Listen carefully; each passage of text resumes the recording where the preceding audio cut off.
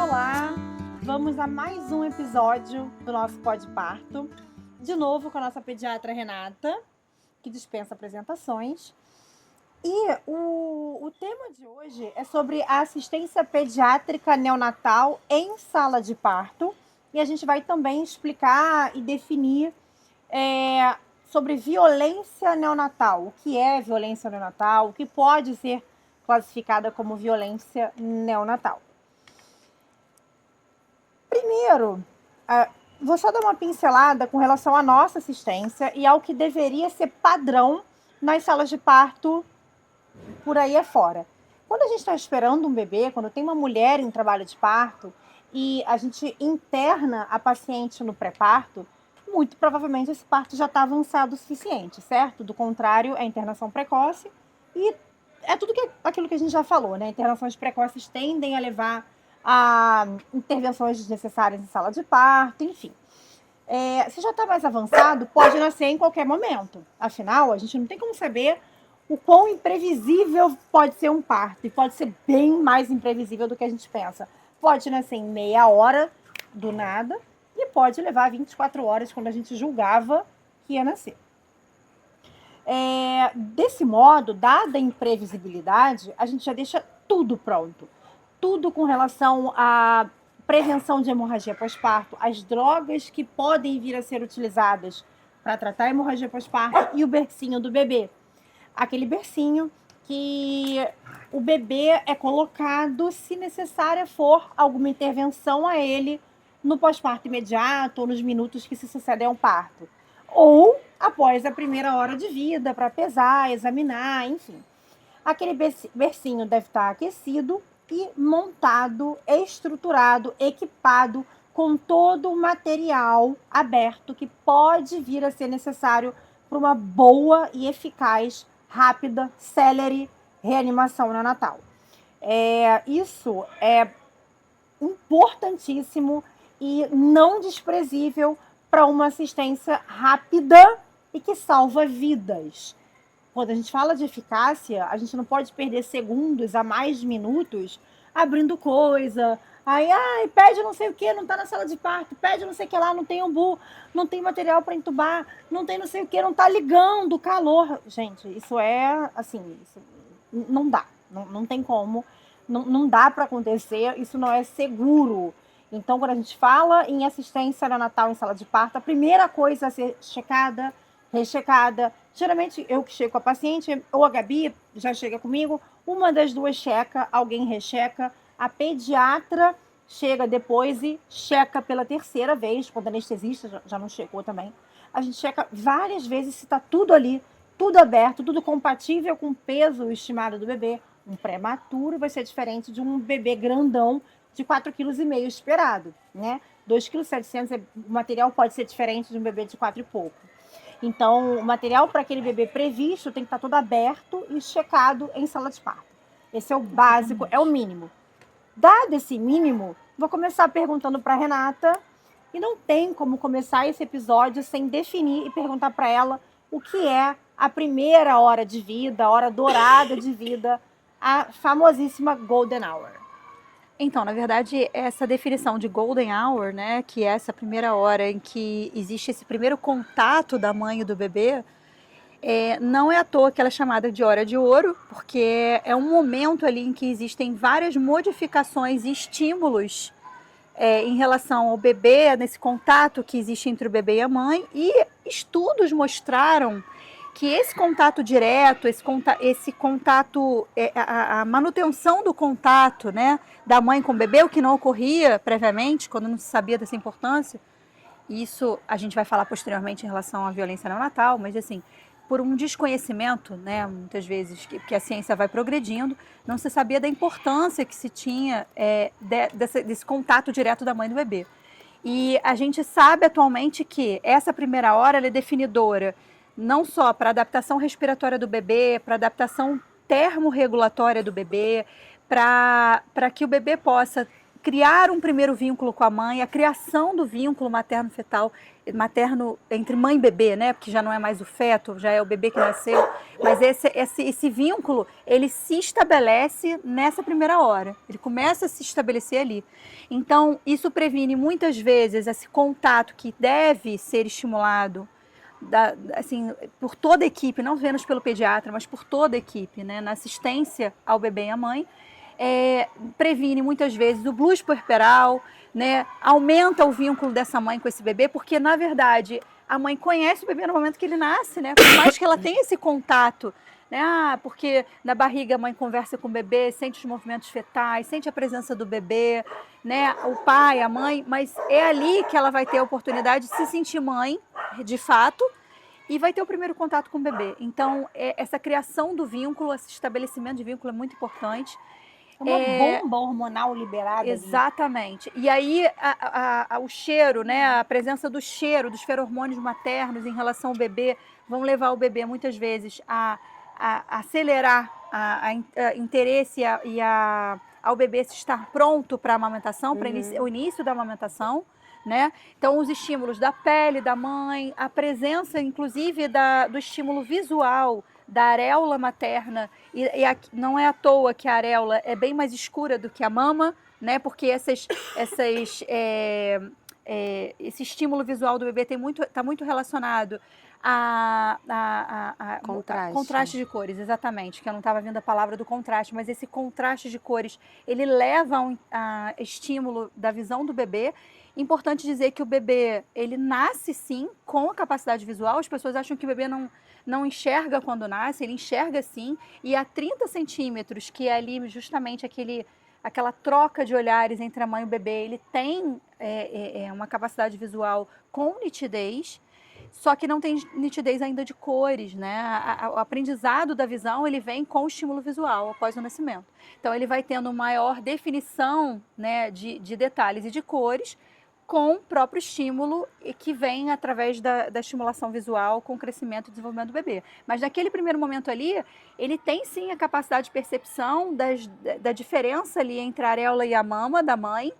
E isso chama a atenção do bebê, além dos feromônios que são liberados pela mãe. Então, isso leva o bebê a ter interesse de explorar a mama, explorar a areola, o mamilo.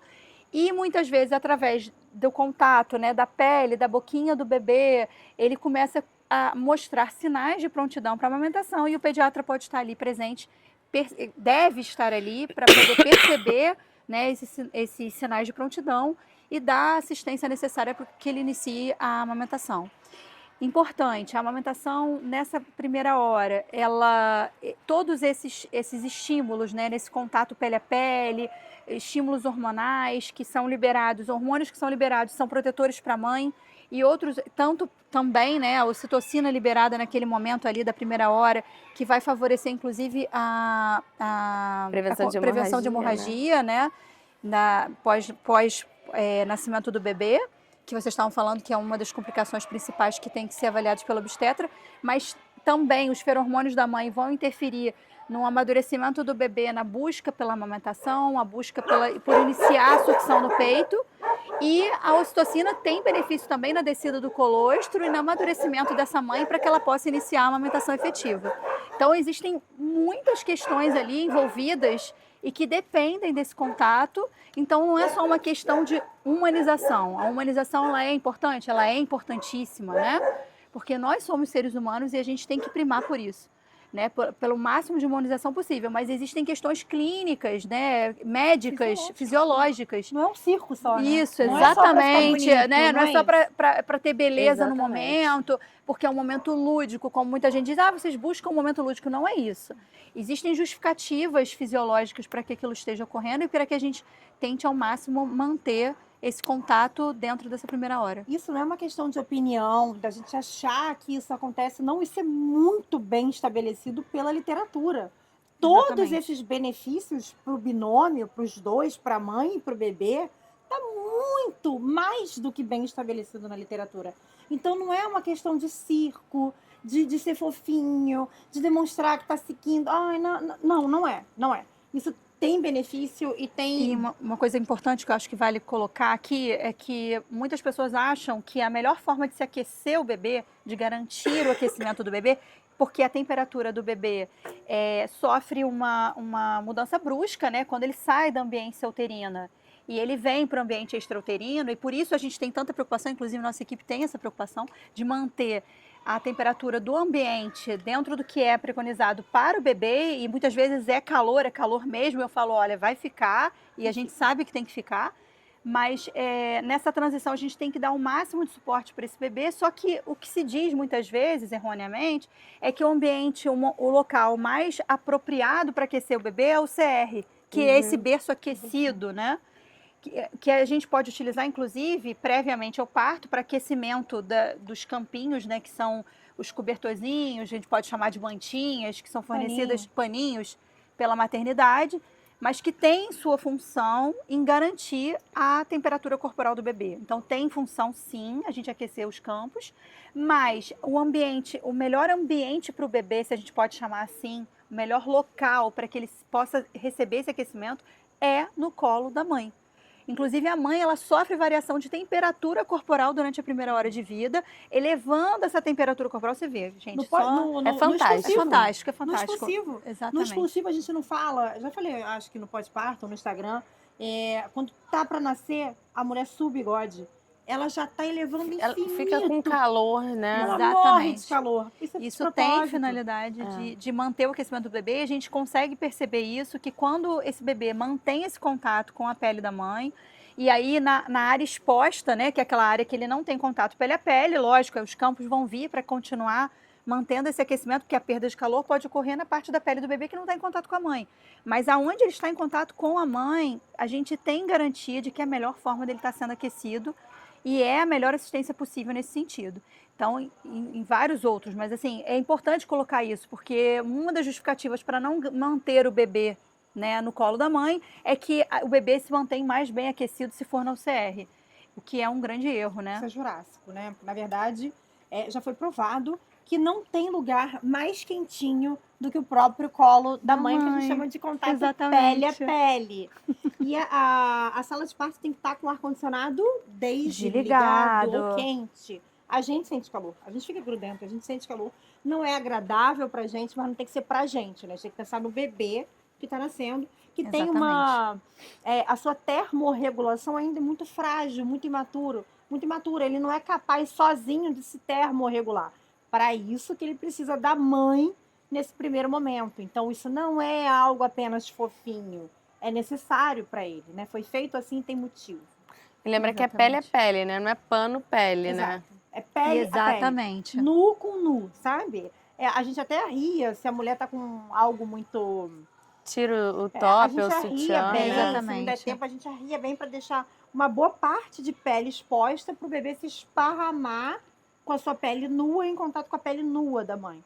A gente faz questão de tirar os panos, essa interposição, para favorecer a termorregulação do bebê, que tem proteções para ele, como adaptação respiratória. É um dos principais fatores para o bebê conseguir se adaptar do ambiente intra para o extrauterino da maneira adequada. A gente foca bastante nisso, porque inclusive bebês que já iniciaram muitas vezes uma respiração regular, se eles fazem hipotermia nessa primeira hora ou mesmo nas primeiras horas de vida, pode sim evoluir para um ataque de espineia, para um desconforto respiratório por conta de hipotermia. Então a hipotermia é algo que é bem preocupante, que a gente tem que ter um foco para isso, evitando realmente que tenha perda de calor pelo bebê. Mas a presença da mãe ali em contato direto com o bebê não só vai prevenir a hipotermia e, consequentemente, vai levar a uma melhor e mais rápida adaptação, né, da transição dessa parte respiratória,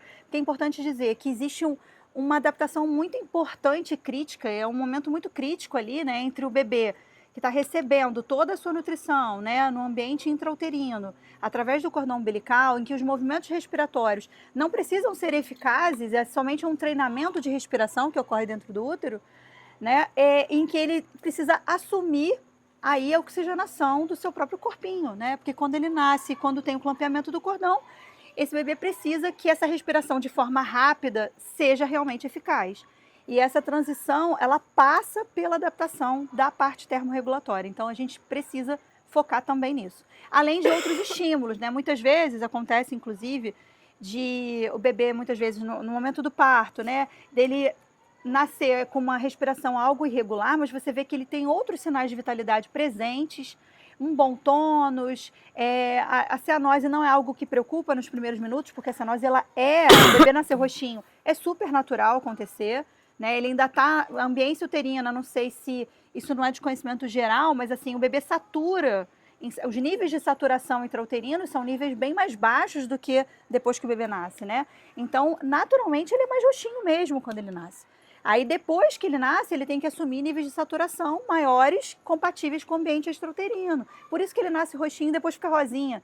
Isso é tudo fisiológico, né? Mas ele tem tempo para fazer essa adaptação da cianose central para uma cianose periférica e, num terceiro momento, para ele estar todo rosadinho.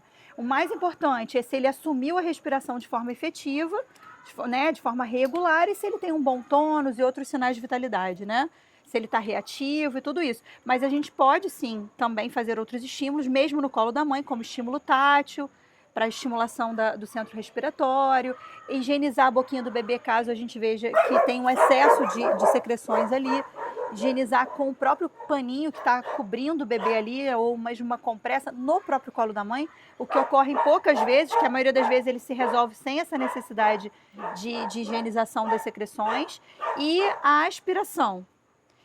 Em situações muito pontuais de um bebê mais grave que não assumiu a ventilação de forma efetiva, mesmo depois dos estímulos iniciais. Então é outra situação, né? São situações bem pontuais.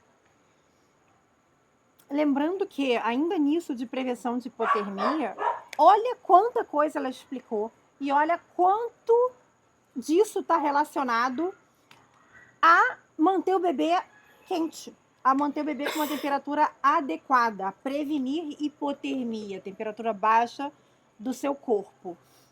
Isso é tão ridículo. É tão ridículo de fazer, é tão simples de desligar um ar-condicionado, deixar um bebê no contato pele a pele com a mãe, sem interposição de panos e cobrir com um pano quentinho. Nossa, tem alguma dificuldade nisso? Não. E olha quanto está envolvido. Olha a importância disso tudo. Exatamente. E a gente não está inventando, simples, isso é provado. Né? É muito simples. E pouco reprodutível. É impressionante o quanto que ainda em 2024, após anos de literatura médica comprovando esse tipo de coisa, riscos em não aquecer o bebê, riscos em não mantê-lo no pele a pele, benefícios dele estar no pele a pele e a galera não fazendo o básico, o simples, o fácil, né? Enfim. Porque as pessoas querem que o bebê já nasça rosa, Berrando. né? Berrando. E acabar com o seu trabalho, levar ele pro Exatamente. bercinho, entregar de volta pra mãe, tchau. Não, e não dá nem um minuto, nem Não dá 5 de tempo pra ele adaptação. adaptar, Nasceu, não exatamente. tá, clampeia logo e, né? E agora, falando em algo mais psicológico e tal, é um ser humano, uma criatura que acabou de sair de um ambiente completamente calmo, tem barulho lá dentro, é claro que tem, do líquido, enfim, é um barulho até alto, não é baixo, ou não é zero ruído como se pensa. Coloca aí no Google, ruído branco, ruído marrom, esse é o ruído similar ao ruído do útero. Mas é um ambiente mais escuro, que também não é zero luz. Tem esse ruído mais constante, regular, no geral. Aquela temperatura constante, no geral. Tem os seus ciclos, sono, acordado, né? Vigília, sono, mais constante. De repente, bum! Ar, não é líquido, é ar, ele tem que fazer isso sozinho, é luz na cara dele, é um frio, pessoas falando alto. Isso parece ser uma transição adequada? É uma transição respeitosa para alguém que acabou de nascer? Não me refiro só a humanos, não, a bichos também. Que humanos estão atrapalhando o nascimento até de bicho, né? O humano, ele não consegue só atrapalhar a sua própria espécie, atrapalha todo mundo. Enfim, isso parece adequado, respeitoso para alguém que acabou de nascer? Isso certamente tem impactos biopsicossociais, para falar bonito. Mas só reforçando a necessidade dessa transição respeitosa, humanizada e calma, leve, fluida. Exatamente. Então, por isso a gente tem que ter toda uma preocupação com o ambiente em que essa mãe e esse bebê se encontram nessa primeira hora de vida, diminuindo ao máximo os ruídos que são desnecessários, respeitando a vontade dessa mãe, do que ela quer e do que ela não quer. Esse é um momento muito importante, que é um momento de encontro, um encontro muito esperado, de pais que vieram, né, o quanto que eles não idealizaram, que eles não esperaram por esse momento, e é um momento que o bebê está conhecendo os seus pais ali em toda uma situação estressora, porque ali tem muito estresse, né? Já é estressante para o bebê de qualquer maneira. Então, tudo que você puder reduzir de estresse, nessa questão do estresse vem muito a questionamento da questão da luminosidade, né? O Eu ia porquê. perguntar. Vai, fala. Então, A luz tem que estar, aquela luz branca em cima do bebê, na sala. A gente precisa acender a luz da sala para Então, você fazer uma boa avaliação fetal? a gente tem que ter um mínimo de luz Do bebê, possível aliás. ali, e não precisa ser a luz branca totalmente acesa. Na maioria dos casos, isso não é necessário. Isso depende muito da experiência do pediatra que está ali, né? Então, assim, isso perpassa muito, assim, tem muito mais a ver com a insegurança do profissional que está ali e que quer justificar numa luminosidade excessiva o que ele poderia, muitas vezes, com um pouco mais de luminosidade do que, lógico, a penumbra não é o caso, mas escuridão total não. Mas a gente ter uma meia luz, muitas vezes, é o suficiente. Sim. Então, eu não vou questionar situações específicas, individuais, mas, assim, a gente sabe que sim, é possível a gente respeitar uma luminosidade ali intermediária. E o bebê, ele vem de um ambiente que, lógico, não é zero luz, como a Bia colocou, né? Não, tem alguma luminosidade, mas todo estímulo que chega ao sistema nervoso desse bebê nesse momento, se for excessivo, né? Se for desnecessário, para quê? Né? Ele pode ter uma adaptação gradual, e aí isso passa por essa questão de uma adaptação gentil. Então, que ele possa ter aos poucos essa adaptação que vai ocorrer. Eu não acho, por exemplo, que um bebê depois que nasce não tem que ter percepção do ciclo circadiano, ele tem que ter percepção do dia e noite, né? A luminosidade tem que ser diferente durante o dia e à noite, mas isso pode ocorrer de uma forma bem gradual, bem, né, aos poucos. Aos poucos. Para que eles possam ter possibilidade de se adaptar. Concordo, com certeza. Passando ainda por isso, você já colocou a questão da vigilância e do respeito naquela primeira hora de vida, prezando pela mínima intervenção do pediatra, já que a maioria dos nascimentos vai ser, tô falando se a gente não atrapalhar, tá? Tô falando em condições normais nas CNTPs. Então, se a gente não atrapalhar, a maioria dos nascimentos vai ser fisiológica. Não só os nascimentos, mas a adaptação do bebê àquele ambiente externo. Quando não está fisiológico, quando precisa de algo, quais são os sinais de alerta?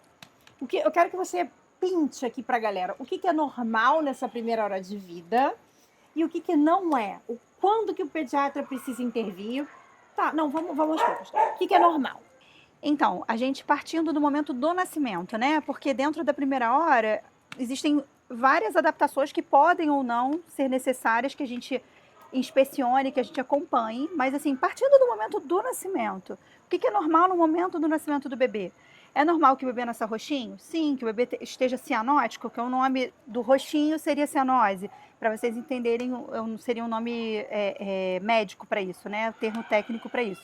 Então, o bebê nascer roxinho é até por aquilo que a gente já colocou, né, anteriormente em relação à ambiência uterina, né, a saturação do bebê dentro do ambiente intrauterino. Então, nessa transição, ele vai nascer roxinho, né? Não tem como o bebê nascer rosa. Não é esperado que isso ocorra, mas é esperado que ele estabelecendo uma respiração regular. E o que é regular, para as mães entenderem? É aquela respiração que ocorre em ritmo regular. Então, o bebê respira de uma forma ritmada, sem necessidade de um estímulo externo.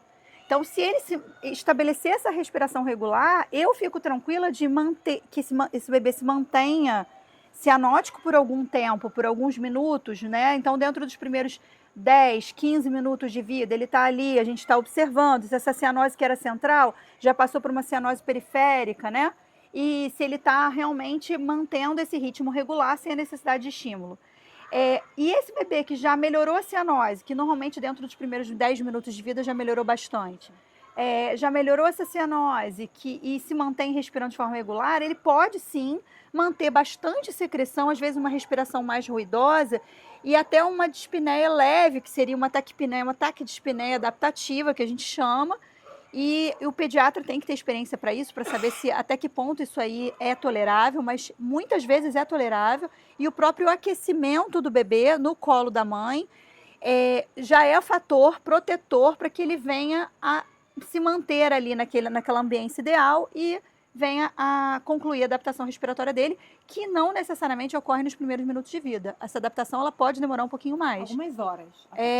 Mas assim, dentro da primeira hora, falando nessa golden hour, às vezes não é nos primeiros 10 minutos que ele vai se resolver.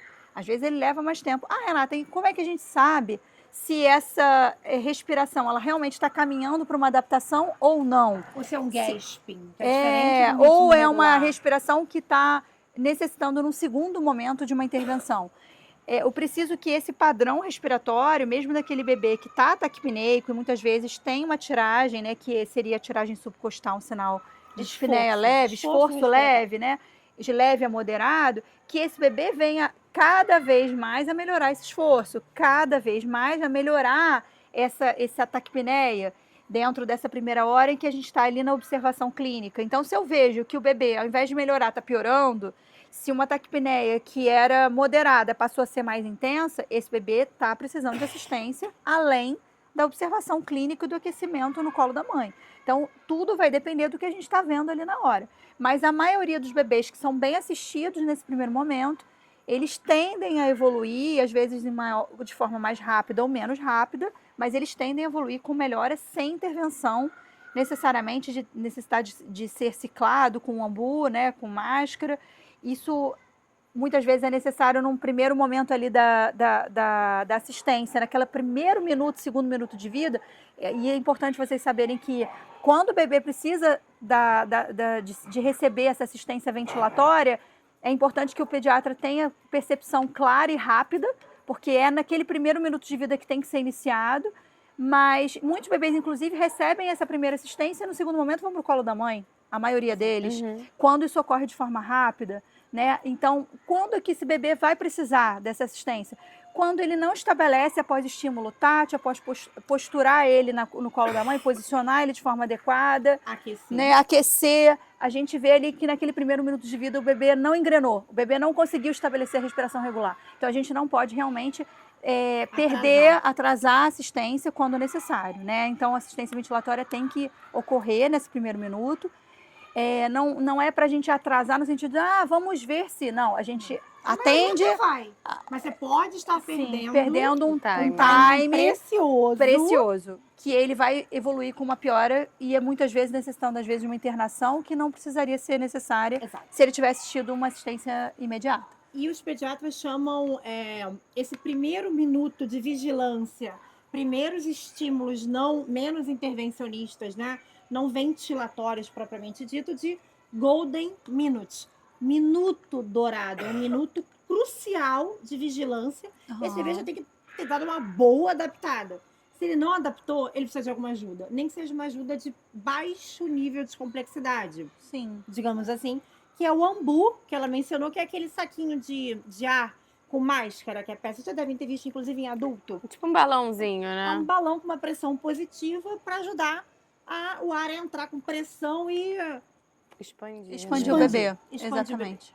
Às vezes, aquela primeira assistência ventilatória ali de 30 segundos ou 1 minuto faz com que o bebê engrene e aí ele já vem com choro forte, muitas vezes, ou não, independente da presença de choro, mas já vem ele consegue estabelecer essa transição e a respiração regular e consegue completar a adaptação sem outras intervenções. Ele começa a caretinha, já quase chorando, você precisa continuar chuchando o ar no bebê. Não, você já vê que ele começa a dar uma rosada maior do que estava, ele já começa a fazer mais careta, já dá uns ruidinhos.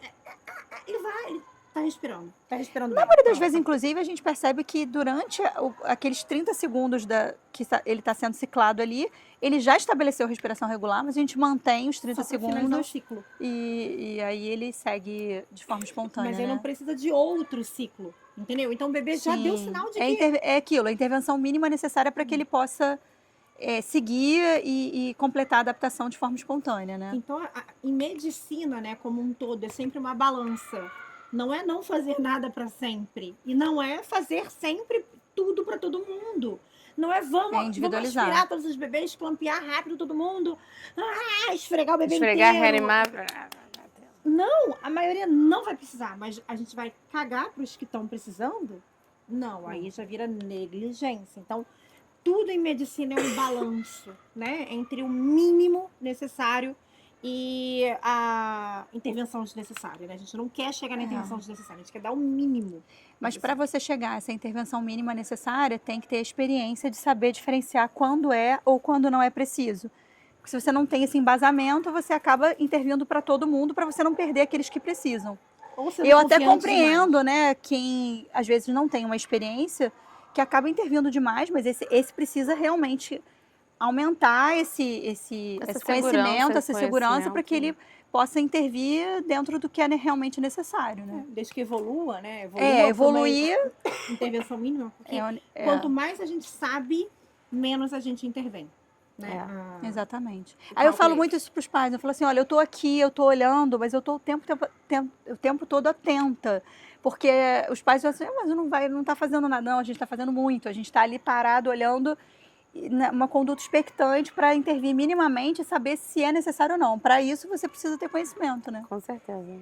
Então, ela falou da respiração irregular, né, do gasping, que é aquele bebê que não está com ritmo regular de respiração, ele parece estar se afogando, ele tá tipo um peixinho afogando. Exatamente. Isso não é um ritmo regular, isso não é bonitinho. Isso é um bebê que está com dificuldade razoável de respirar e ele precisa de ajuda. Diferente do bebê que tá ali, ainda não chorou, mas já tá fazendo careta, tá. Aquele bebê tá ótimo, tá? Com ritmo. Enfim. Outra coisa que é clara, um bebê que nasce sem bater, né? Com bradicardia. Mas geralmente o bebê que nasce com bradicardia, a respiração também já. O bebê que nasce bradicárdico, aquele bebê não tem respiração eficaz, não tem drive. Não tem. Aí é um bebê que naturalmente ele já vai ter necessidade de assistência mais, assim, uma intervenção maior, né? De reanimação. Coisa que é normal, né, para os pais ficarem tranquilos. Ela falou esse ruído, essa respiração ruidosa, secretiva. Sim, eles têm muita dúvida se tem que aspirar, tirar esse líquido. E aí a gente passa que, na verdade, o bebê vai se organizando e ao longo da primeira hora até esse ruído vai reduzindo. Tosses, né? Espirros. Espirro e soluço é bastante importante abordar, que é fisiológico, né? É reflexo. É reflexo. E os espirros têm a ver, lógico, com a adaptação dele, né? Algumas secreçõezinhas que ainda tem ali no nariz, durante a fase inicial de adaptação da amamentação, ou mesmo ao longo do processo da amamentação, muitas vezes tem a ver com regurgitações não aparentes, que não se percebe, mas que chegam a atingir as fossas nasais durante a própria mamada, isso acontece muito. Fisiológico, da fisiológico, né? Então o bebê ainda está adaptando. Imagina, coordenar entre sugar, deglutir, respirar é algo bem complexo para o bebê. Então, ele vai ter ainda a necessidade de passar por todo um processo de adaptação que é bem desafiador. Então, os espirros não significam que o bebê está com alguma virose ou que está com algum quadro gripal, porque é a preocupação dos pais, né? Ou até sufocada, né? Eles pensam sufocando, ele não está sufocando. Não está conseguindo respirar, né? Isso aí é bem... Principalmente se ele não chorou naquele minutinho de vida, que está só escorrendo o líquidozinho, e o bebê ainda não está chorando aí, sei lá, 5 minutos. Já chorou e já parou. Já chorou e já parou, mas está saindo líquido, os pais... Ele tá bem, ele tá bem. Tá bem. Senão alguém estaria fazendo alguma coisa, pode ter certeza. Exatamente. O que mais que eu coloquei? A gente vamos para uma treta logo aqui no meio da parada. Ah, é? Bom, isso é algo que está ainda muito inicial no Brasil, na verdade, em toda a comunidade científica pediátrica mundial. A questão da reanimação ligada, a reanimação inicial, com um bebê que não está tão mal, ligado ao cordão. Cordão intacto, né? Com o cordão intacto. Isso é algo Qual a que... sua impressão, né? Porque agora a gente vai falar de opinião pessoal, já que ainda não é um protocolo bem estabelecido pela sociedade brasileira, embora eu tenha certeza que em breve vai ser, né? Daqui a 1, 2 anos.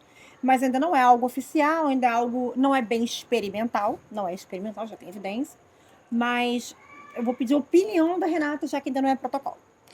Então, na verdade, isso em relação aos bebês a termo, acho que vai ser mais fácil deles liberarem, né, em relação a isso, mas assim, já é algo que é discutido justamente por conta dessas evidências que já aparecem em alguns estudos, de haver benefício para o bebê, do bebê manter, estando com o cordão intacto, a gente garantindo, né, um clampeamento oportuno do cordão, fazer uma primeira reanimação com um primeiro ciclo de VPP ali. Lógico que se for um bebê que evolua com gravidade, pela necessidade de reanimação em UCR, numa situação específica de um bebê mais grave, não haveria benefício, porque a gente precisa de um ambiente, né, que é ali do berço aquecido, com todo o suporte necessário para uma reanimação de um bebê mais grave. Mas o benefício que eu vejo, que é um benefício que deve ser, inclusive, eu vou no próximo Congresso Internacional agora, final de maio, né, que vai ser ventilado esse tema, mas eu acredito que eles vão focar no sentido daquele bebê que precisa, às vezes, de um ciclo ou 2 de VPP e que depois engrena para uma respiração espontânea eficaz, que é a maioria dos bebês, né? Que precisam de uma assistência inicial somente para que eles possam lembrar que eles precisam respirar ali e que depois tudo flui de uma forma bem satisfatória, esses bebês teriam bastante benefício de a gente não interromper de forma imediata a circulação do cordão, e eles poderiam ter duplamente o benefício da assistência ventilatória naquele primeiro momento de forma rápida, que poderia levar a adaptação deles de forma adequada e, ao mesmo tempo, do clampeamento oportuno do cordão. É mais rápido para eles assumir o seu drive respiratório regular, né? Ou porque ele está em parada respiratória, está sem drive respiratório, ou porque está irregular. Ainda com o sangue circulando pelo cordão, afinal, no sangue do cordão tem oxigênio. Então, se é um bebê que não está se adaptando tão rápido assim, tão bem assim à vida extrauterina, dentro do útero ele recebia exclusivamente do cordão. Fora do útero, a obrigação dele assumir essa respiração para se oxigenar por conta, né? Sozinho, individualmente. Mas se ele não está conseguindo fazer isso sozinho, por que não manter o cordão que está levando oxigênio a ele, e ele está com essa dificuldade, enquanto alguém responsável por isso ajuda. A maioria... Falando isso no primeiro minuto, primeiros minutos, ciclo, né? A gente está falando no primeiro, não estou falando de reanimar, entubar o bebê no colo da mãe. Não. Primeiro ciclo, primeiro minuto, segundo minuto de vida ali. O primeiro ciclo é dentro do primeiro minuto. Então, primeiro assim, ciclo ventilatório. Ventilatório, dentro do primeiro minuto de vida, né? Então...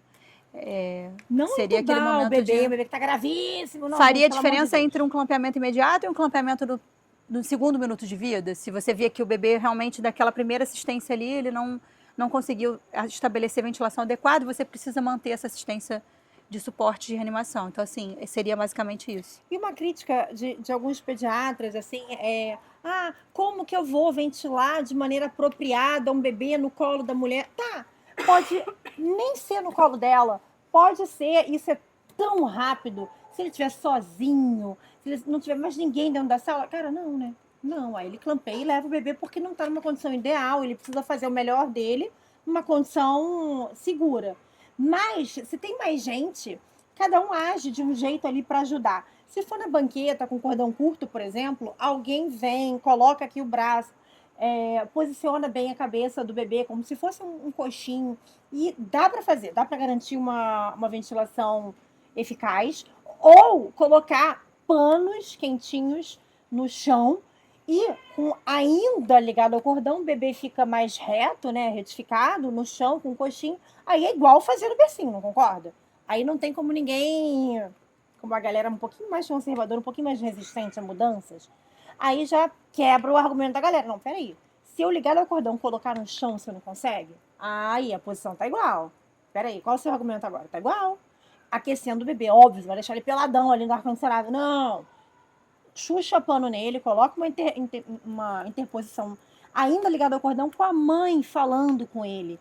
Isso é importantíssimo também, isso é tão, assim, pouco relevado pelas pessoas muito cientificistas, mas a galera cientificista com um pouco mais de raciocínio, que consegue expandir a sua cabeça para além da caixinha, a mãe falando com o bebê, vamos filho, vamos vir para a mamãe, chora logo, olha a mamãe aqui, tá tudo bem, tá todo mundo aqui com você. E aquela primeira intervenção para o bebê vai ser muito mais eficaz ligada ao cordão. Com a mãe falando com ele, com o oxigênio sendo levado em conjunto com a ventilação satisfatória, De novo, eu não tô falando de ficar ali 15 minutos reanimando o bebê. Adrenalina, tubo, não intervenções de mais alta complexidade, né? E outros passos. Eu tô falando dos primeiros passinhos de reanimação no Natal. Aí, cara, é muito mais rápido. O bebê rapidinho, pum! Primeiro ciclo, segundo ciclo, ó, pum! É muito mais rápido do que não serve. É muito mais rápido. E aí você não precisa levar pra você correndo. Aí o bebê, não, voltou. Aí vai, poxa, já clampeou o cordão, ele já perdeu aquele benefício do clampeamento tardio, a gente vai falar sobre isso. Volta o bebê pra mãe. É humanizado assim ainda? Sim. Ainda Sim. é o protocolo da SBP, né, da É sociedade. importante que o pediatra, se ele não se sente em segurança de fazer, de ciclar o bebê no colo da mãe, que ele sim, ele tem que estabelecer, o bebê tem que ser ciclado da forma com que o pediatra garanta a segurança de que o procedimento vai ser adequado, até porque esse primeiro minuto é muito importante. A gente está falando na situação em que existe a possibilidade de garantir de forma segura que haja essa primeira intervenção, e isso ainda está em discussão e tudo, seria mais uma questão da gente ver o que vai ser definido. Mas, assim, claramente, se a gente não atrasar a intervenção e garantir que ela seja feita de forma adequada, e o colo da mãe é um ambiente que, né, um local em que o bebê vai estar realmente seguro, em contato físico com a mãe, com os estímulos maternos e com o aquecimento do colo da mãe. Então, assim, depende muito da situação, de cada bebê, lógico, mas existe sim um benefício em determinadas situações, a gente consegue garantir que ele tenha duplo benefício, né? Com certeza. E é o que ela falou. A pessoa que está assistindo tem que estar segura. Então, não é para você, mãe, em caso de necessidade de um primeiro estímulo para o bebê, falar com a pessoa que está atendendo. Não, você não consegue fazer isso no meu colo. Se a pessoa isso falar aí não, não dá para ser dessa forma. não. Essa pessoa tem que estar segura em fazer isso. A gente está falando aqui da vanguarda, tá? A gente está falando de um negócio que ainda não foi protocolado. Nem é protocolo fazer dessa forma. Não é. Então, O o pediatra nem estaria errado se não fizesse. Exatamente, assim. não tá De errado. jeito nenhum. Não é o mais lógico, não é talvez a melhor assistência possível. Isso a gente vai. Eu vou estar certa em pouco tempo, mas hoje ele tá certo em falar para clampear e ele tá mais seguro, ele se sente melhor assim. Enfim, eu tô falando de uma individualização no 1 para 1, num negócio que tá aqui, tá? O normalzinho é um pouquinho abaixo. Então, não se sintam desesperadas também se alguém pedir para clampear. Isso se o bebê realmente estiver precisando de ventilação. Eu não estou falando para aspirar o bebê, que não tem indicação de aspirar, não sei em casos bem pontuais em que vá tirar a secreção ali da boca ou da via aérea superior, se fosse rápido, né? Que aí vai garantir uma ventilação mais eficaz se conseguir fazer isso de maneira mais rápida. Enfim. Vamos passar pro... eu esqueci de perguntar. Essa foi a treta. Tudo leve, de boa. Ainda falando em pele a pele, golden hour, né? O que é imprinting? Porque eu já escrevi sobre isso e tal. O que é aquele imprinting? Só pra galera saber a definição. É justamente aquele primeiro contato. É a definição do que ela falou nos primeiros minutos do podcast. É aquele primeiro contato do bebê com a mãe que vai ter a repercussão do vínculo entre eles mais pra frente. É aquele primeiro vínculo, aquele primeiro olhar, cheiro, reconhecimento. É um negócio animal, né? Um negócio selvagem. Exatamente. Na verdade, é o que vai fisiologicamente garantir que o reconhecimento da mãe e do bebê, enquanto mãe e filho ali, e que tem contribuição de liberação de vários hormônios ali, que são hormônios que a mãe libera no pós-parto imediato. A mãe tem um cheiro peculiar, o bebê tem seu cheiro peculiar. A gente até brinca, né? Que o bebê tem um cheirinho. Cheira seu bebê, porque esse cheirinho aqui você nunca mais vai sentir. E é exatamente isso. É um cheiro que fica marcado na memória da mãe. Né? E isso é muito importante para a criação de vínculo, né? A gente não sabe como emocionalmente essa mãe vai estar em termos de fragilidade, como ela vai estar desgastada, emocionalmente insegura a partir daquele momento ela se tornar mãe. E não é à toa que aquele contato direto da mãe com o bebê e todos aqueles estímulos dessa proximidade são tão importantes para que a mãe se sinta realmente mãe e ela possa já ali estabelecer, e o bebê também estabelecer o vínculo com essa mãe, a partir dali se adaptando à vida extrauterina, que é desafiadora para o bebê também. É um desafio um portal, né? É um portal. e é um baita facilitador, né? Favorece muito a amamentação Sim, sim. posterior.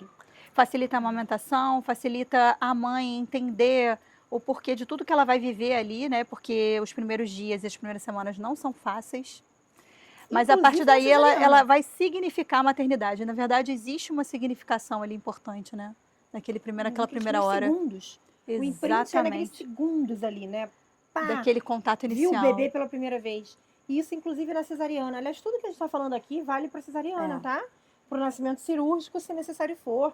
Não vou entrar no mérito, a gente vai sempre se referir a uma cesariana necessária. Então, se o bebê nasce bem ou com pouca necessidade de intervenção, dá para fazer isso tudo que a gente está falando no pele a pele, no peito, no colo, Exatamente. na cesariana. Pode e deve, né? Pode e deve. É a Porque mesma a mãe, recomendação. já, ali naquele momento, por situações várias, já perdeu a oportunidade de sentir, né, várias experiências que, na verdade, não foram possíveis. Já está num ambiente que não é tão ideal. Então, a gente tem que tentar que seja o máximo, essa proximidade seja máxima ali, para favorecer realmente esse imprinting e a conexão mãe-bebê, né? É Golden Hour da cesariana. Vale lembrar que isso é recomendado. A extração pela mãe do seu filho, que as pessoas há pouco tempo começaram a falar, não é. Então as pessoas permitem em determinadas situações que não tem benefício algum, agrega risco de quadros infecciosos, enfim, várias situações. Isso é circo.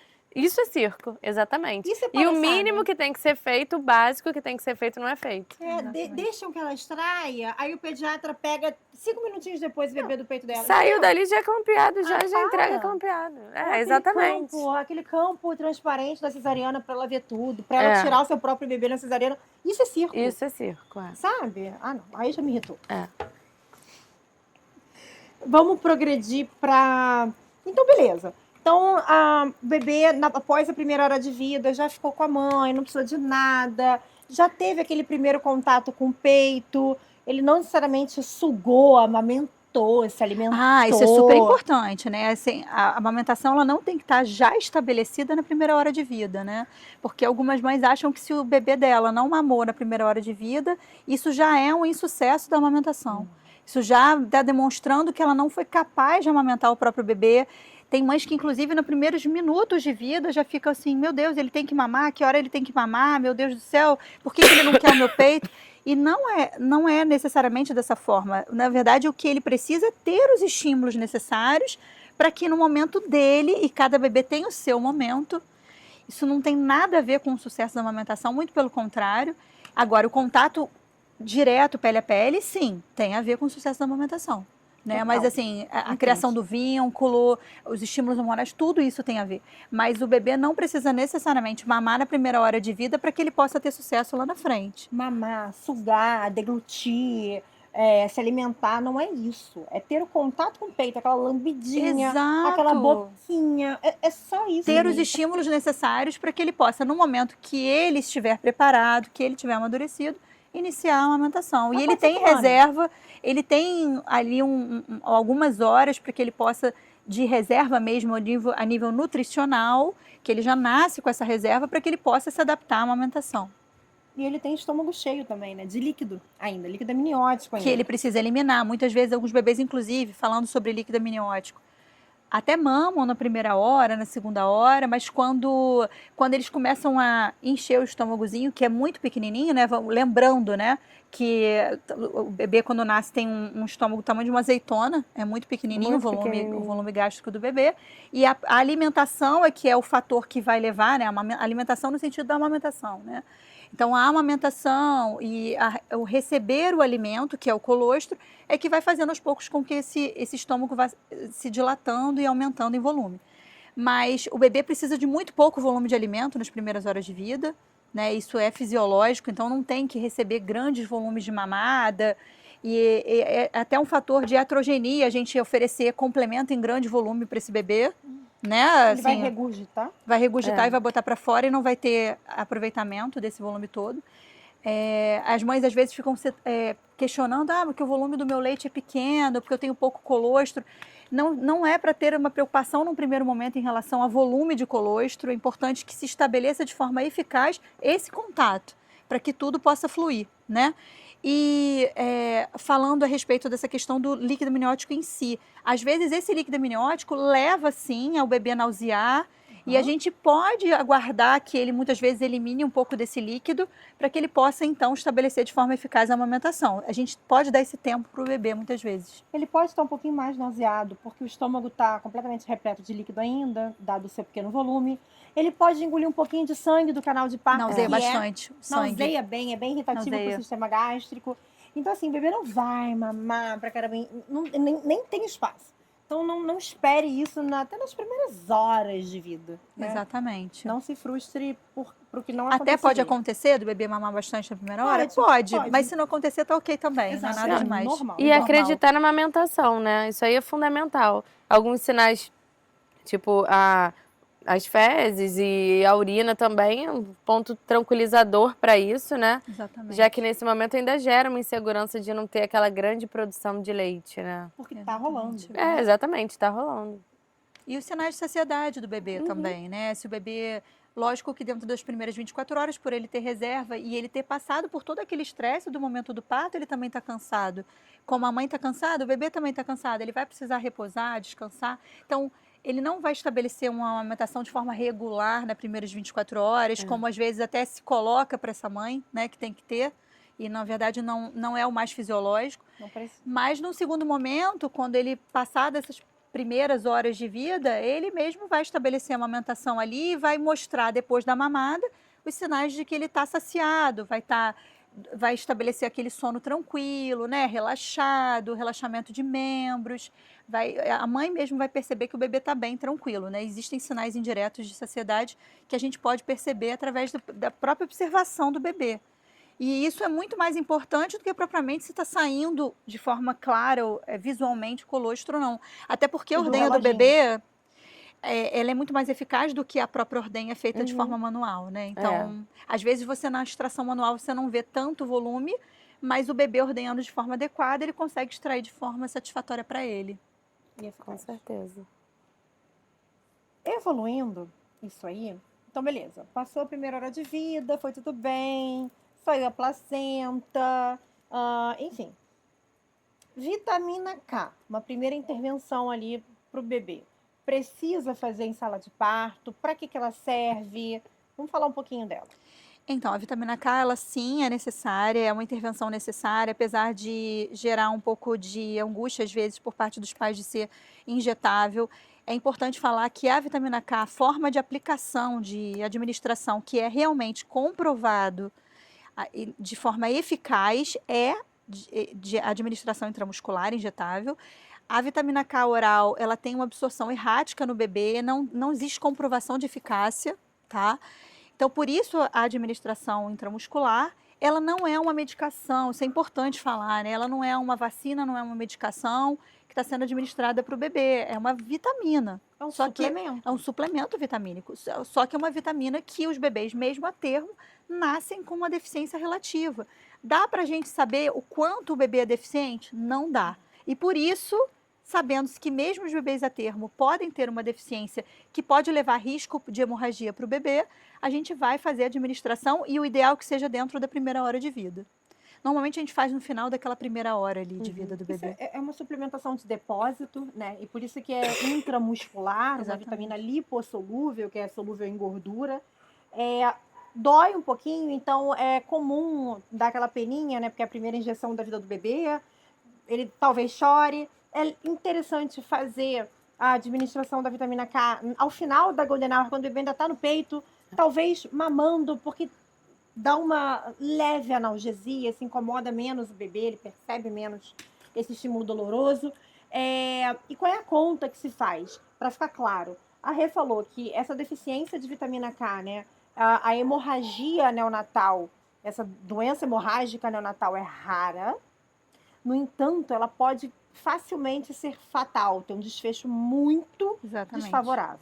Principalmente se for relacionada à hemorragia intracraniana. Né? Intracraniana, então, porque a que é o principal, pode ser em qualquer local, qualquer sítio, mas a intracraniana é gravíssima. E aí, qual que é a conta que as diretrizes fazem, né? Que a galera faz?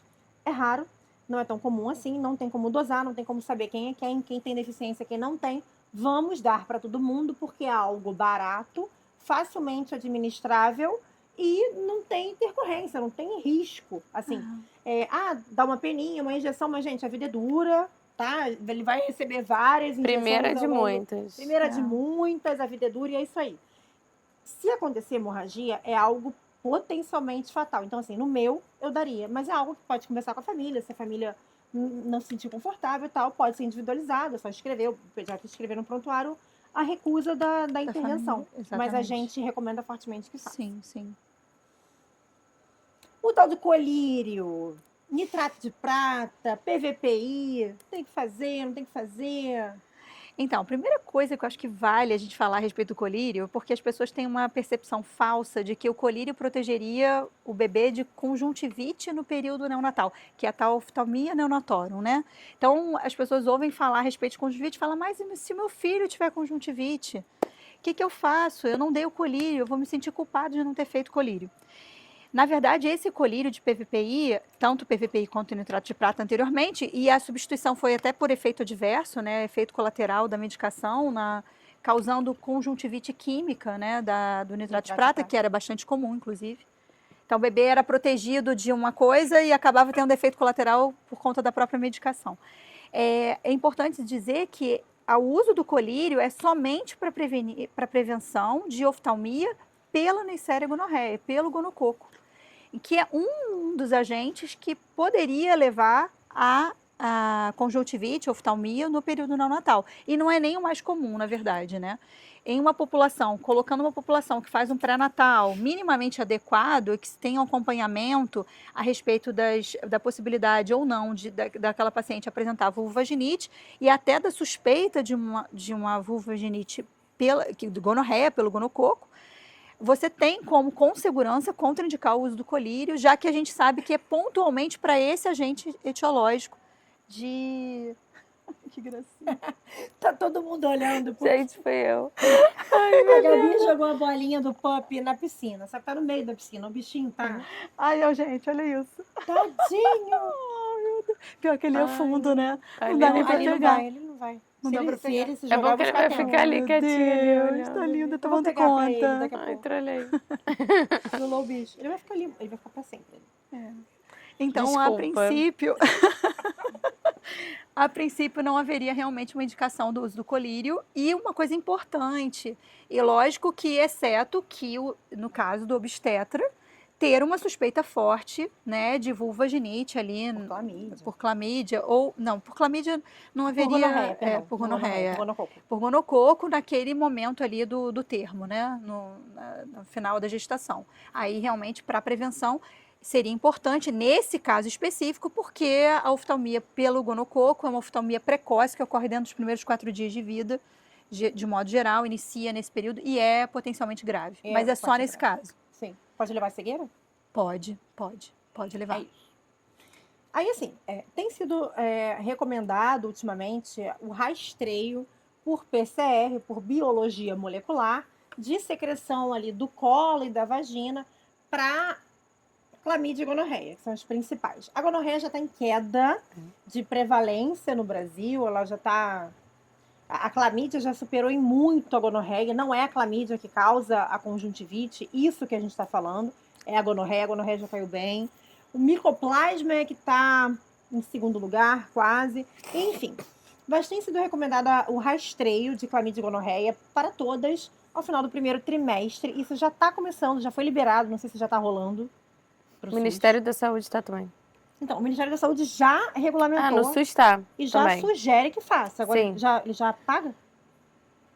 Assim, já saiu uma diretriz recomendando a coleta já para a rede de saúde básica já. Isso. Sim. Então, até o SUS já está fazendo para clamídia e gonorreia. Então, negativo no primeiro trimestre para clamídia e gonorreia, não desenvolvendo nenhuma vulvovaginite importante sugestiva de gonorreia, não teria, tecnicamente, no 1 para 1, para fazer o colírio, que não é mais o nitrato de prata altamente irritativo e doloroso pro olhinho do bebê. É o PVPI, que é a base de iodo, que é o que tem na maioria das maternidades, inclusive do SUS. E é importante também colocar aí que mesmo não se fazendo o colírio, porque realmente não tem indicação, o pediatra continua necessitando de ter atenção em relação à conjuntivite, oftalmia, né, no período neonatal, conjuntivite neonatal, porque outros agentes, como a própria clamídia e, no caso, o principal agente nesse caso, que é o Staphylococcus aureus, que o Staphylococcus aureus é o principal agente aí causador de conjuntivite e que não tem relação com a via de parto ou infecção materna. Não tem prevenção também. Exatamente, porque tem a ver mais com. É um germe de pele que coloniza a pele, que tem transmissão pelo próprio contato direto com a criança. Então a gente tem que estar realmente atento em relação à questão da conjuntivite, até porque o bebê, no período neonatal, tem uma imunidade bem mais imatura e mais fragilidade nesse sentido, então a chance dele fazer uma conjuntivite por um germe de pele ocorre realmente. E não tem prevenção, não tem vai ter que ficar não teria relação de olho. com o uso do colírio, porque as mães parto. que fazem uso do colírio, mesmo assim, essa que optam por fazer, né, por algum motivo, haveria também ainda a chance de desenvolver oftalmia no período neonatal por outros agentes. O mais comum é esse germe de pele. Exatamente. Que ela falou que é o Staphylococcus aureus. Exatamente. É o germe clássico de pele. É o que causa abscesso, furúnculo, enfim. Sim, impetigo. Impetigo, celulite. Eu botei isso aqui, não sei porquê, já devia estar lá em cima. Clampeamento oportuno de cordão. Qual a importância de deixar o cordão pulsar por pelo menos 3 minutos? Claro, se o bebê estiver bem para isso, a maioria vai estar assim, ao largo. Para o bebê. Por que a gente precisa esperar? Isso já está muito bem recomendado, Isso está muito bem estabelecido, isso já é protocolo Por que não é pra sair inquestionável.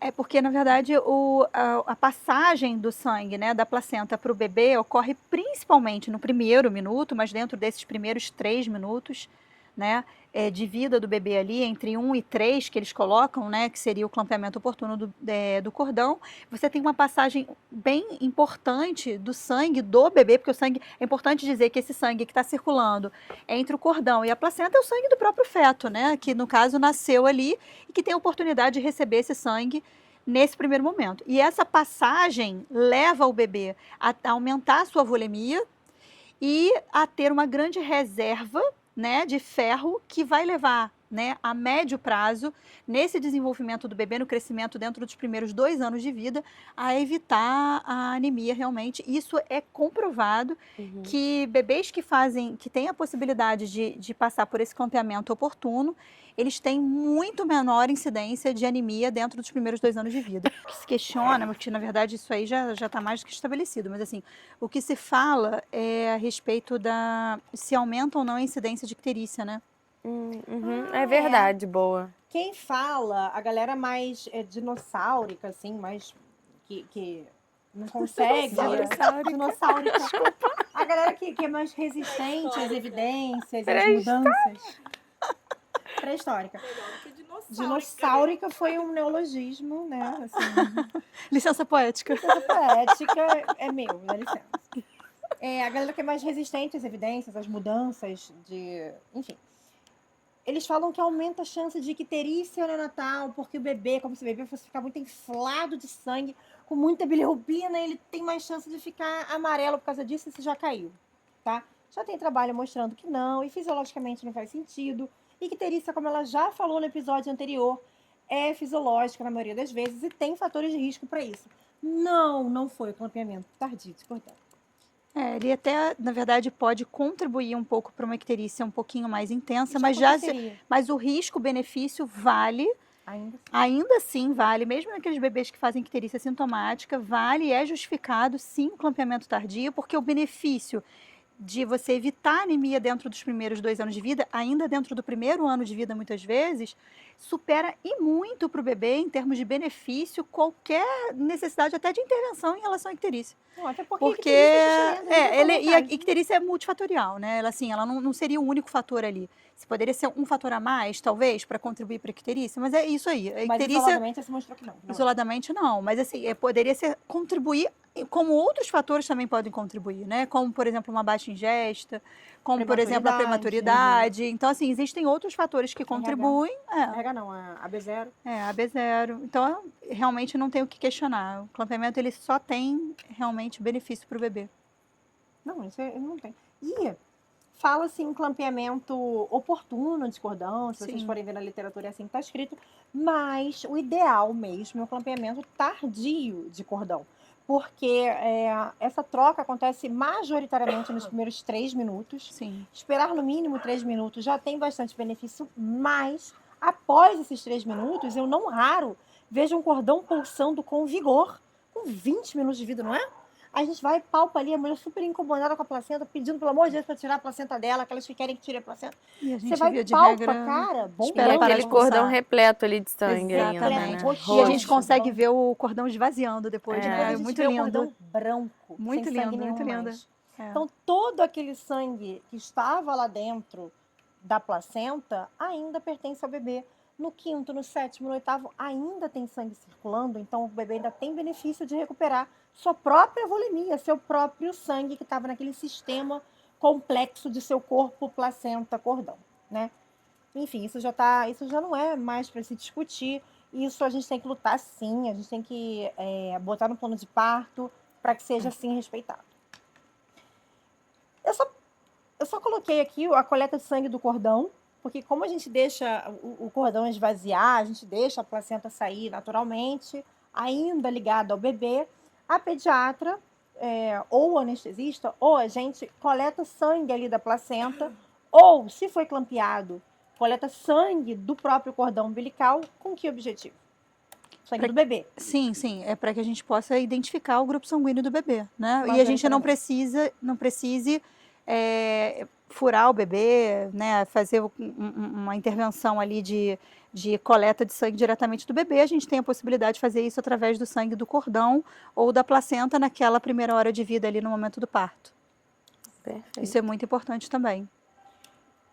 Os últimos 2 tópicos, o que você faz quando já passou a primeira hora de vida e você vai levar o bebê para o bercinho, para o primeiro exame físico? O que você exclui ali, o que você examina? Você mede, faz as circunferências, então, pesa? A primeira coisa a ser enfatizada, é um bebê que está clinicamente bem, que está estável, dá perfeitamente para a gente aguardar essa primeira hora, para que a gente possa realizar um exame clínico minucioso. Não precisa avaliar os detalhes do bebê, ainda no colo da mãe, ficar manipulando o bebê, ficar mexendo no bebê. É possível que a gente, sabendo que ele tem a parte hemodinâmica, a parte respiratória, o bebê tem sinais de que ele está clinicamente bem, então a gente vai deixar ele na adaptação e depois da primeira hora a gente vai fazer esse exame minucioso. Aí sim é um exame minucioso, que aí depois dessa primeira hora a gente orienta os pais que a gente precisa muitas vezes levar para o CR, né, para fazer esse primeiro exame. E aí a gente vai avaliar tudo, desde malformações ou sinais de possíveis malformações internas, como, por exemplo, variações anatômicas que podem dar sinais de que a gente precisa investigar algo a mais, né? Que muitas vezes são variações anatômicas e outras vezes são malformações realmente.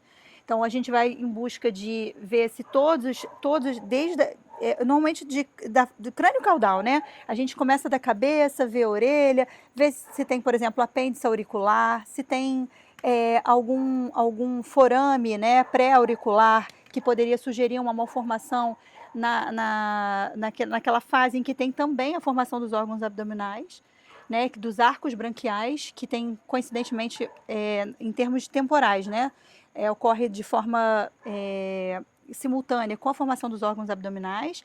Por isso que muitas vezes quando tem remanescente embrionário de arcos branquiais, que seria a presença desses forames, né, pré-auriculares, ou algum apêndice pré-auricular, a gente já vai investigar futuramente com ultrassom de abdômen para ver se tem alguma malformação interna abdominal. Da embriologia. Então a gente vai buscar por isso. Vamos ver se a cavidade oral do bebê é íntegra, se tem alguma fenda de palato, né, fenda palatina. Fenda labial é fácil de ver pela inspeção, né? Mas fenda palatina, ver se os olhos estão, a princípio, ok. A gente não vai fazer uma avaliação minuciosa dos olhos, mas ver se estruturalmente o olho está normal, abertura ocular presente. Vai auscultar o bebê, ver coraçãozinho, respiração, palpação abdominal, coto umbilical. Se o coto umbilical tem 2 artérias e uma veia, é importante no momento do clampeamento, né, se é trevascular. E avaliar reflexos, avaliar se os reflexos estão todos presentes, inclusive o de sucção, que muitas vezes já foi avaliado anteriormente naquela primeira hora de vida Já pelo sabe que estabelecimento da amamentação. E os outros reflexos importantes. E ver coluna também importante, né? Ver se a coluna tá íntegra, fechamento da coluna, se tem o famoso dimple, né? Que as pessoas de dimple sacral, ou tufo capilar também pode ser um sinal de uma formação ali naquela região. Porque a gente tem que observar muitas vezes que o bebê pode não ter uma malformação grosseira, possa ter sido identificada no morfológico, mas que pode sim ter alguma malformação que não tenha sido previamente identificada. E aí é tentar identificar malformações para prosseguir uma investigação se algo segundo que não foi... momento, ver se o ânus realmente é perfurado, aparentemente perfurado. Não se indica introduzir nada no ânus, do bebê mais. nenhum tipo de sonda. Né? É só a inspeção do ânus, pelo amor de Deus, né, gente? Tá? Isso aí já não é mais utilizado. A gente tem como acompanhar as eliminações do bebê nas primeiras 48 horas de vida. O bebê pode eliminar o mecônio em até 48 horas de vida, sem que você precise fazer nenhum tipo de intervenção. Mas a gente pode inspecionar para ver se o ânus é aparentemente perfurado, se a genitália é uma genitália feminina ou masculina ou ambígua. Isso tudo vai ser visto ali na hora do exame físico, e fontanelas, né, crânio, tudo direitinho. E uma vez você fazendo um exame completo do bebê, estando tudo ok, aí a pesagem mesmo, as medidas normais que geralmente nós fazemos para até evitar uma intervenção de muita gente ali, tentar proteger mesmo, né, essa mãe, esse bebê de excesso de intervenção. Então a gente acaba fazendo, eu mesmo que peso, meço, faço isso tudo. Mas isso acaba dando pra gente super certo, né? Sim. Mas usualmente, agora eu fiquei em dúvida, usualmente se faz por técnica de enfermagem? Aí a gente...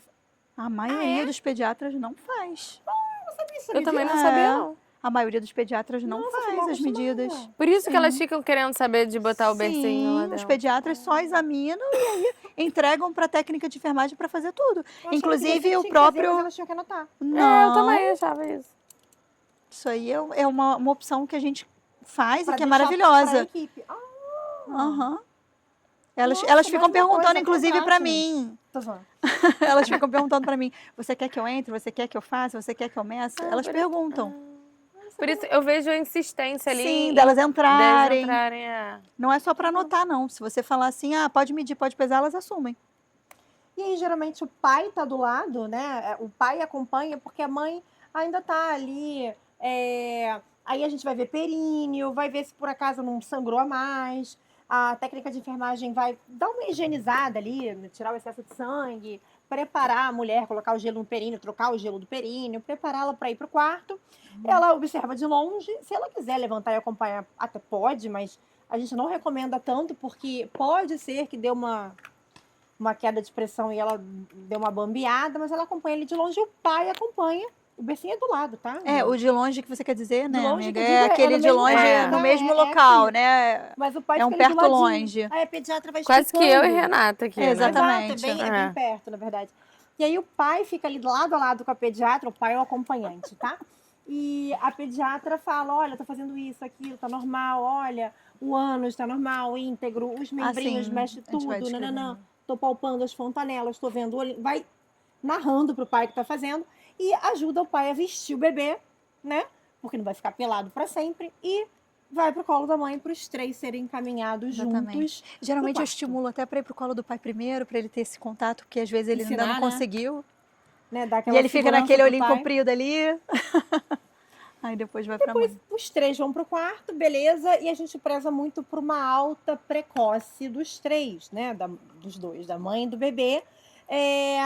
A gente, eu já falei isso em outros episódios, a gente como obstetra não tem muito o que ver na mulher se foi um parto sem intervenção, se ela não foi pra UTI nem nada.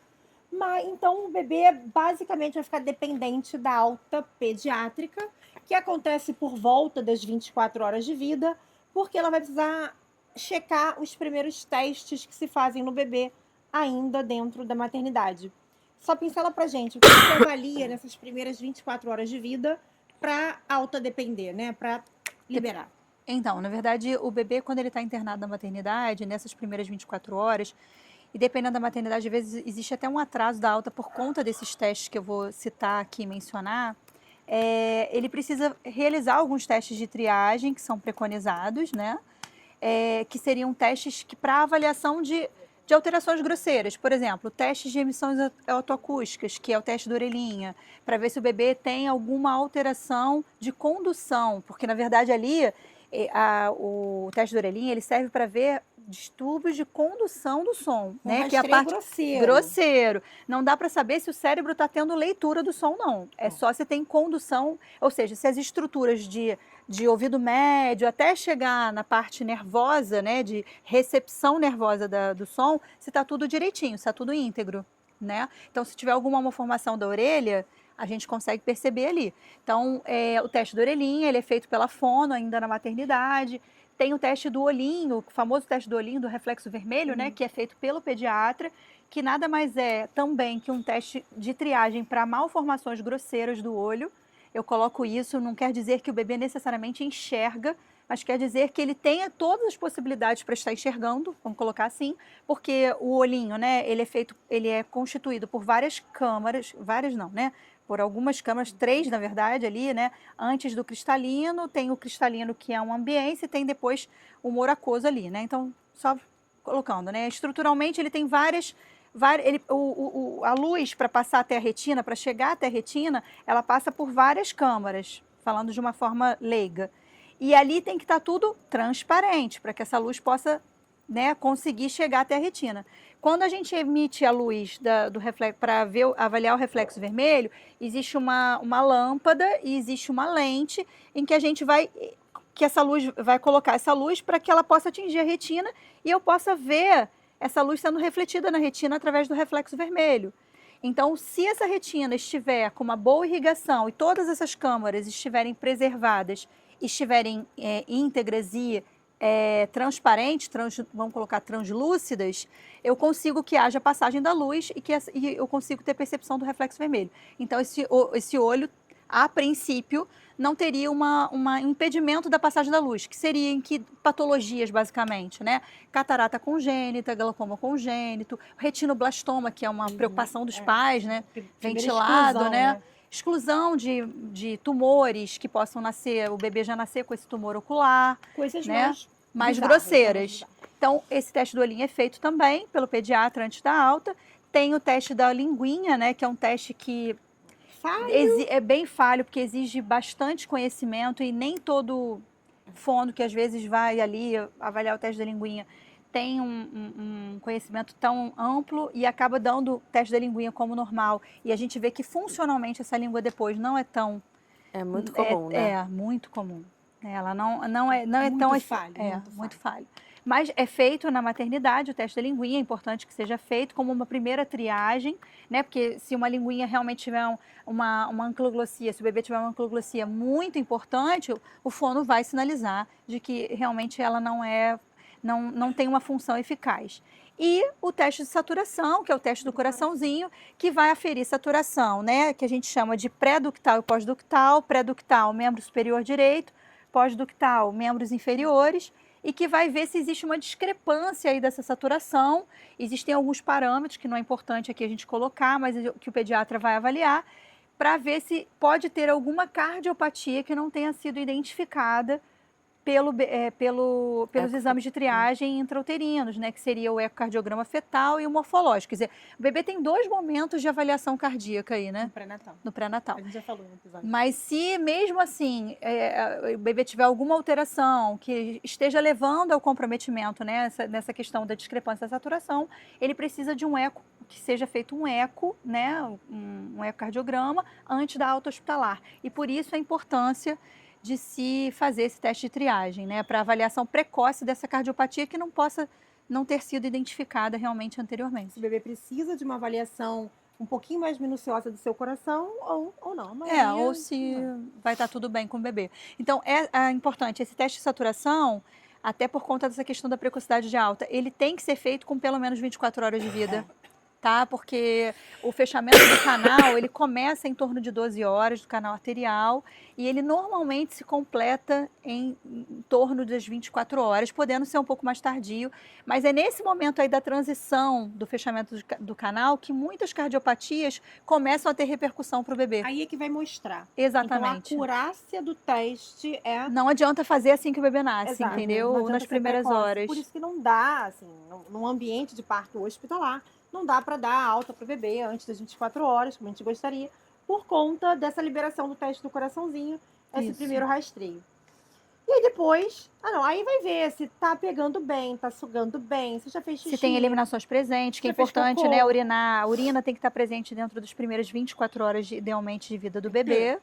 E evacuar aí dentro das primeiras 48 horas, apesar de que a maioria dos bebês acabam evacuando antes disso.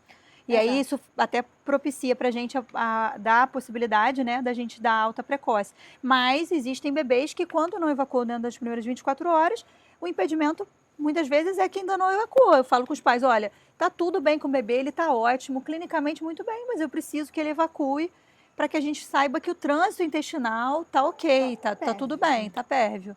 E tá funcionante, né? Então ele teve produção de fezes intrauterinas e que ele está conseguindo eliminar essas fezes de forma adequada, né? E também, se o bebê não apresenta nenhum sinal de alerta, nenhuma normalidade nessas primeiras 24 horas de vida, que porventura possam vir a prolongar a alta. Raro.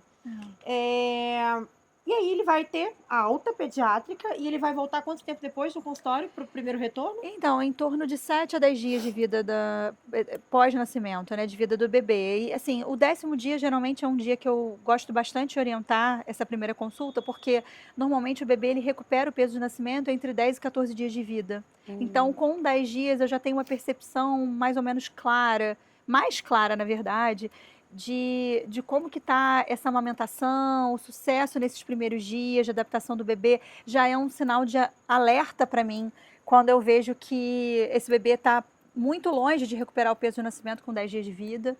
Se muitas vezes tem bebês que chegam até a não ter recuperado o peso de alta. Porque é importante até colocar, isso não foi uma coisa que eu citei aqui anteriormente, que é fisiológico que o bebê perca, né, peso principalmente nas primeiras 72 horas de vida. Às vezes até se prolonga um pouquinho mais, dependendo da adaptação à amamentação. Mas dentro das primeiras 72 horas de vida é super esperado que o bebê tenha alguma perda de peso. E essa perda ela poderia fisiologicamente chegar até 10% do peso de nascimento. Às vezes um pouquinho mais.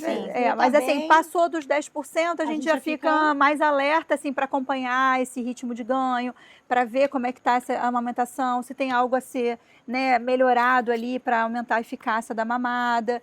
Né? A gente já tem que acompanhar mais de perto. Avaliar mais breve, talvez. Isso. Numa consulta pós-auto-hospitalar mais assim, precoce, né? Então, isso tudo tem que ser visto de uma forma mais... dar uma atenção maior em relação a essa questão do peso, porque o peso é um parâmetro importante nesses primeiros dias, em relação à adaptação do bebê, principalmente a parte alimentar, né? Sim. Adaptação à amamentação mesmo. A gente vai falar sobre a amamentação e seus princípios básicos em outro podcast. Eu intencionava passar pela violência neonatal, mas não vai dar nesse episódio, já tá muito longo. A gente vai cogitar, inclusive, dividir esse episódio em 2. E a gente vai gravar em outro dia sobre violência neonatal, que vai estar intimamente ligado a esse episódio. Basicamente, é não respeitar tudo isso que a gente falou, mas a gente vai marcar direitinho os pontos e as suas nuances. E foi muito produtivo. Nossa, a gente Conseguimos falar bastante, né? Abraçar tudo, eu acho. Nossa, gostei muito.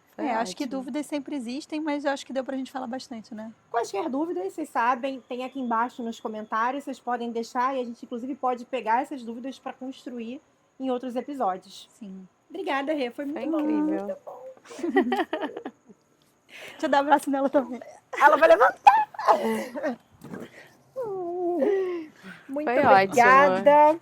Quaisquer dúvidas, deixa aqui embaixo. Foi um prazer, como sempre. A gente se vê. Beijo.